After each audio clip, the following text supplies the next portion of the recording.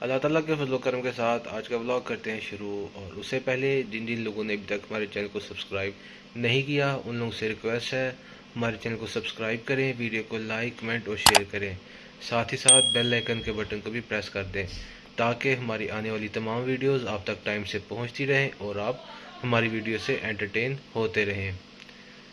जैसा कि आप लोगों को पता है कि मैंने आपको लास्ट व्लॉग में बताया था कि मैंने वैक्सीन लगवानी है अपनी सेकंड डोज़। तो कल मैं वो लगवाया था सेकंड डोज़ और आज मुझे इस बाजू में, पूरे बाजू में बहुत शदीद, ऐसे मेरे ये जो ऊपर वाला हिस्सा है बाजू का, ये तो कह लें कि जम गया अपनी जगह पे। इतनी शदीद से मुझे दर्द हो रही है और अभी मुझे साथ ना बुखार भी फील हो रहा है। तो इस वजह से मैंने भी मेडिसिन भी ली है और लेटा हूँ ताकि थोड़ा सा पसीना आए और बुखार थोड़ा सा कम ही, लेकिन ना मुझे जिस्म में बहुत ज़्यादा, पूरे जिस्म में जैसे फील कर रहा है जिस्म के भारा हो गया है और दर्द हो रही है। तो अल्लाह खैर करेगा, एक दिन में ये ठीक हो जाएगा।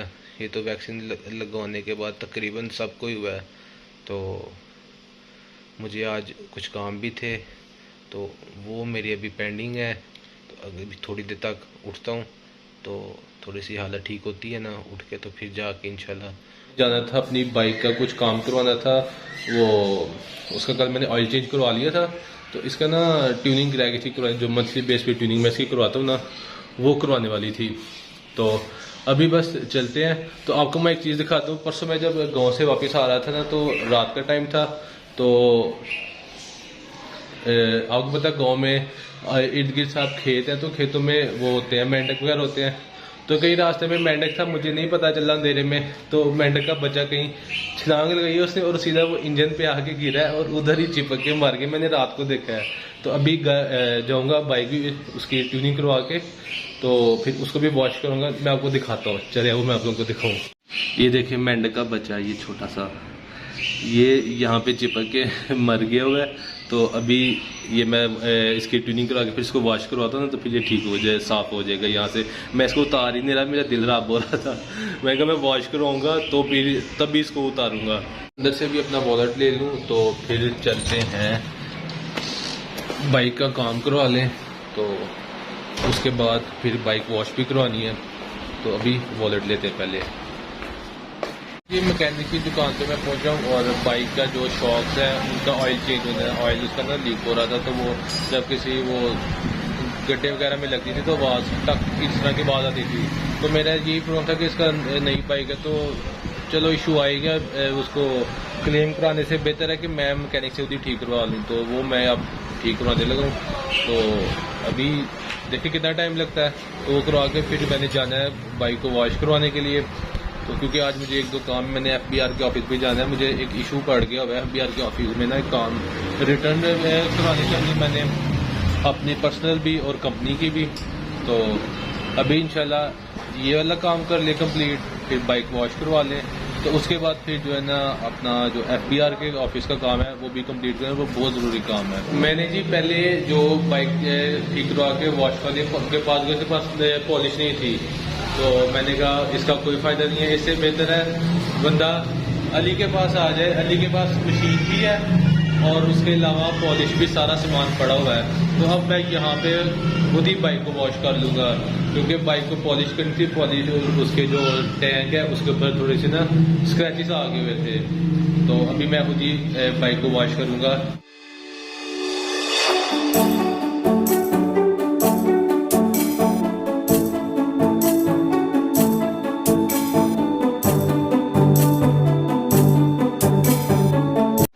अली ने माशाल्लाह बाइक धो दी है और बहुत ही खूबसूरत लग रही है, साफ सुथरी से। आप लोग देख सकते हैं ये बाइक साफ सुथरी हो गई है। इसमें असल में ना जो इसका टैंक है ना, वहाँ पे स्क्रैचेज आ गया ऑयल, जो मैं आपको दिखाता हूँ। ये देखें, ये जो आप देख सकते हैं स्क्रैच आ गए, तो ये कंपाउंड से ना खत्म हो जाएंगे। तो अली के पास कंपाउंड पड़ी हुई थी, तो मुझे कहता कि मैं आपको ना लगा देता हूँ कंपाउंड टैंक को। स्क्रैच जितने भी हैं ना, ये स्क्रैचेस खत्म हो जाएंगे, तो उसके बाद पॉलिश करेंगे इसको। ये रही कंपाउंड जो कि मैं अभी बाइक पे लगाऊंगा और हो सकता है कि जो इस पर कुछ स्क्रैच है वो ठीक हो जाए। तो अल्लाह करे इससे काम चल जाए मेरा, नहीं तो फिर ऊपर जो है ना मुझे इसके आजकल आ रहा है ट्रांसपेरेंट का वो रैप होता है टैंकी पे ना, गाड़ियों पे भी होता है, तो नहीं तो मुझे वो करवाना पड़ना है। अगर इससे मेरा काम चल गया तो वेल एंड गुड, नहीं तो फिर वो वाला काम करवा लेंगे, कवर वाला। सर ये कंपाउंड पॉलिश लगने से फर्दर का आप लोग चेक कर सकते हैं कि ये साइड पे जितने स्क्रैचेस थे ना सारे साफ हो गए हैं, तो काफ़ी ज़्यादा फर्क पड़ा है। इसके बाद आप पॉलिश करते हैं तो फाइनल फिर मैं आप लोगों को दिखाऊंगा कि कैसे अब लग रहा है यहाँ से। वॉश वाला काम भी कंप्लीट होकर पॉलिश सब कुछ लग गया है, टायरों पे पॉलिश, सारी बाइक को पॉलिश कर दी है, साफ़ सुथरी बाइक माशाल्लाह खूबसूरत हो गई है। और अभी एक इसका आखिरी काम रह गया है पेट्रोल डलवाने का। पेट्रोल इसमें ख़त्म हो गया है तो अभी चलते हैं पेट्रोल डलवाने। मैं बस जी अभी भी घर पहुंचा हूँ और अभी कपड़े चेंज करके नहा धो के तो जाना है FBR के ऑफिस।